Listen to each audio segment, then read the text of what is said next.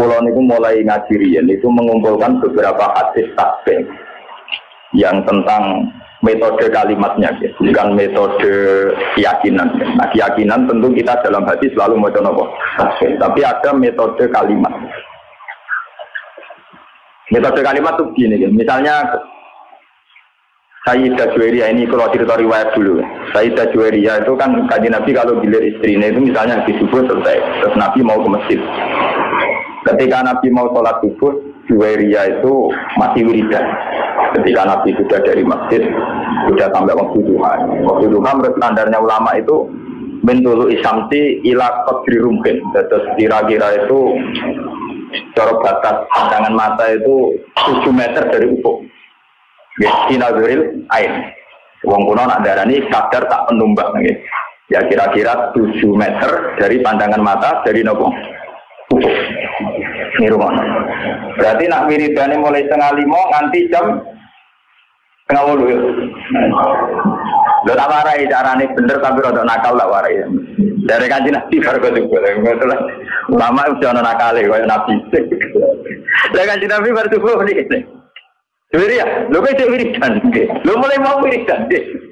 Wah, aku mau maca 4 kalimat tapi ambek wiridan mau sik unggul macananku.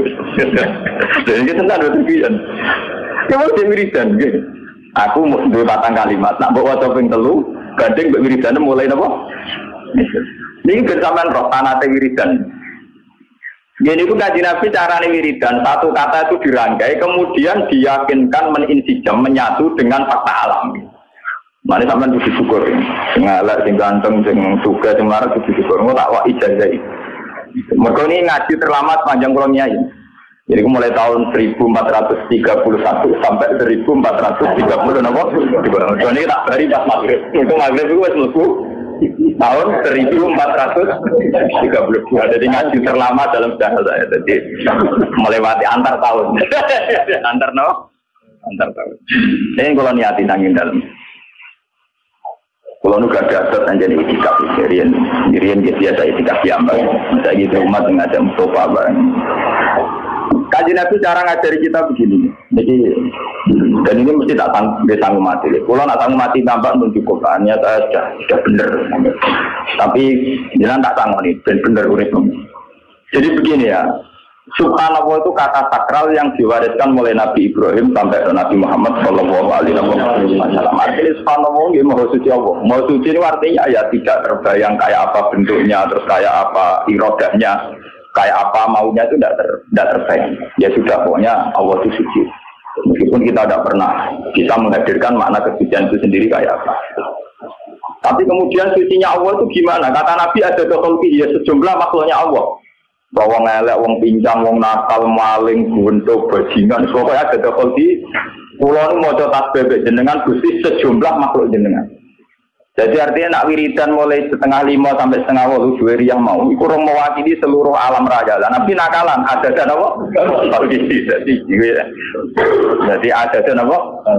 Nah, terus ditiru ulama-ulama yang nakal nak wiridan ada dan nafasin. Sejumlah napasnya uang orang umat tahu uang kebuahan. Nak mau ada selawat ya, mau tenipu. Ada mawasi aku ilmu uang. Ini kalau cerita ringan-ringan masalah. Makanya kemudian menjadi masalah fikih, masalah ilmiah. Lalu kalau ini pada Mas Romanto, ini sebagai waktu. Kalau masalah fikih yang memang harus dikaji oleh GN, GN yang biasa satu masalah. Kalau menpensiun, kalau kemudian nanti bintang Badul Masalah job sufi kalau pensiun. Ini menjadi masalah. Andaikan Nabi menyuruh orang istighfirillah mi'ata marrah. Mbok kamu itu istighfar mi'ata marrah 100 kali. Apa itu orang itu cukup gini? Astaghfirullah mi'ata marrah. Gusti kalau istighfar ping 100 Gusti terus cukup enggak kira-kira? Apa harus bilang astaghfirullah sampai 3 sampai 100 kali? Kira-kira rata-rata ulama darani yang tidak harus astagfirullah sampai 100. Tapi masalah ditolak beda. Tak kalau lagi misbah, uang menitolak tuki salatan itu tolak bain. Padahal dia hanya bilang tolak tuki, kamu saya talak. Salatan keluar kamping dulu. Tapi dia hanya bilang salatan, loh. Tidak tolak tuki. Paham sih? Sehingga itu menjadi masalah ilmiah. Paham ya? Ketika Nabi bilang istaghfirillah mi'ata marrah. Itu kan kita harus bilang astagfirullah sampai 100 kali. Tapi di bab tolak beda. Ketika kita bilang gue tak pegat ping telu, jadi baen apa? Baen. Padahal kita hanya bilang 1 kali. Cuma meni ping telu. Iya, tapi misalnya rokin tak jotos pimisan. Tak jotos ping telu kan tetap lara pisan toh, sing kena napa? Ini masalah begini. Ini ngrungokno tenang. Tapi itu kan ada. Tapi Kanjeng Nabi itu kenapa ngajarin kita justru pakai adat itu? Adat khalqihi, sejumlah makhluknya. Jadi kemana Kanjeng Nabi nak perasaan beliau untuk wong nakal, wong bajingan, wong kafir sekalipun, perasaan beliau itu ya bukti kesucian Tuhan. Ya sudah perasaannya Nabi bukan dulu Abu Jahal CS itu ya kesucian Tuhan, dulu Abu Lahab kesucian Tuhan. Nabi Dewi tahu paham, dia aku pengen paham makna suci itu kayak apa, ya paham. Orang malaikat kok suci malah ngawur. Begini, ketika ini cerita nyata, dan saya siap disomasi malaikat. Ini kalau ngomong tenang. Ketika Allah ngendikan, hei malaikat ini jahilun fil ardi khalifah. Aku ning bumi sebagai khalifah. Ya itu rupa manusia. Dari malaikat, Gusti yang benar aja. Manusia itu punya reputasi atas alufiyah mayusidu fiha wa sikut. Manusia penggawaan yang rusak mengalirkan darah. Wa nahnu nusabbihu bihamdika nukat. Kita ini yang sering membaca tasbih, kenapa kalah sama manusia yang potensinya ya ikut? Kenapa malaikat disalahkan Tuhan? Dari wong sing ahli ilmu hakikat ya pasti atau beda. Ya orang ngawur ya malaikat. Wong muni mohon suci kok curiga Tuhan kurang pertimbangan. Jadi seakan-akan malaikat iki pancen keliru, lama tenan. Lho wis muni mohon suci kok curiga pangeran kalah pertimbangan. Mungkin apa dengar dasar ini? Saya pikir pertimbangan Anda ada akurat. Paham?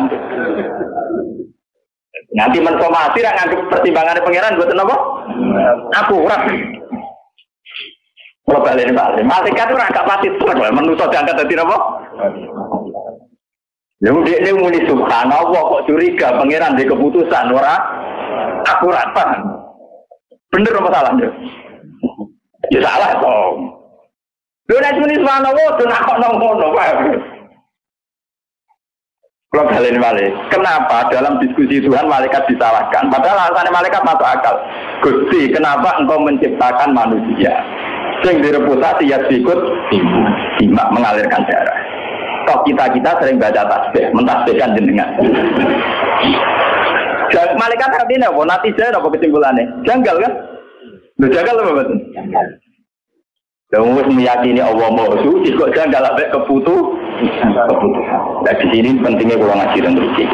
Kalau sampean sudah yakin Allah Maha Suci, tidak usah janggal terhadap keputusan Tuhan. Kau supaya mutazilah dari pangeran itu ngersakno elek, tapi kok wong elek disiksa dilebokno neraka. Karep dhewe disiksa-siksa. Nah kalau cara jadi pangeran gitu, lebih jagal-jagal dhewe kok takon aku. Cara jadi pangeran eskal dhewe aku mbok jawab. Mengaku pangeran yo ora tau eskal. Pangeran dikon eskal. Jadi sebetulnya kenapa malaikat itu disalahkan Tuhan? Karena tidak adil. Wong mereka itu yakin Allah Maha Suci, kok dicurigai? Kan lucu loh Pak. Nah, yakin Maha Suci ora usah napa? Salah satu yang benar Kanjeng Nabi ada takhalqi. Termasuk makhluk Allah ya setan ya iblis. Paham ya? Termasuk makhluk Allah apa? Setan ya iblis kabeh. Jadi dari Kanjeng Nabi, aku pokoknya meyakini Allah Maha Suci sejumlah makhluk kabeh termasuk setan iblis. Iso pangeran gawe rugen keriting ya Allah subhanallah. Mereka tambah angen-angen di spektakuler rugen. Belum gitu, SBY guyu wajar untuk karir politik presiden juga ada. Jadi tidak pati aja. Uang diutang, bojo pegatan itu gugur. Bojo hilang, duit rapati duit tetap bisa. Itu butuh desain khusus. Jadi tambah angen-angen di spektakuler rugen. Dan itu butuh detail menciptakan syarat yang macam-macam. Mungkin tahan bantu, mungkin kelainan tak ada pangeran. Butuh desain khusus. Itu ya ada dan apa? Melane wonten ulama ditakoi, tapi iki kowe ora oleh anut. Nara ulama, nara wali ora oleh anut. Iki kudu aku. Ulama ditakoi, dia tahu gedeng setan. Poblas. Ora tahu gedeng setan. Tapi setan itu nak bodoh manusia itu hebat. Wong soleh jadi nakal gara-gara godaan setan. Setan itu kancaku. Setan itu darahnya itu mindilu hadidar, jadi kacau. Mindilu kacau, kenapa? Kacau. Cara mobil ya wiper, cara mangan ya tisu. Mindilu hadidar, setan itu kacau. Mindilu hadidar. Ketika ditakoi, tapi dari pangeran setan itu kan tukang godo meluso. Nah godo terus nyesat masuk. Dari orang sufi mau sing wong alma, mau buat setan. Setan itu sopo kok sifati nganti hebat ngono. Angger godo iso nyesatno, angger godo iso nyesatno. Ora, setan itu tisu. Setan nopo? Tisu.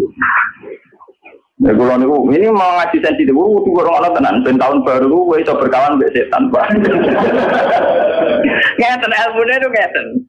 Ternyata ilmune itu rumah, tapi yo gampang, kelas logika itu gampang. Orang Islam, orang mukmin itu kan disuruh yakin dan harus berkeyakinan innallaha ala kulli syai'in qadir, bahwa Allah yang paling mampu melakukan apa saja.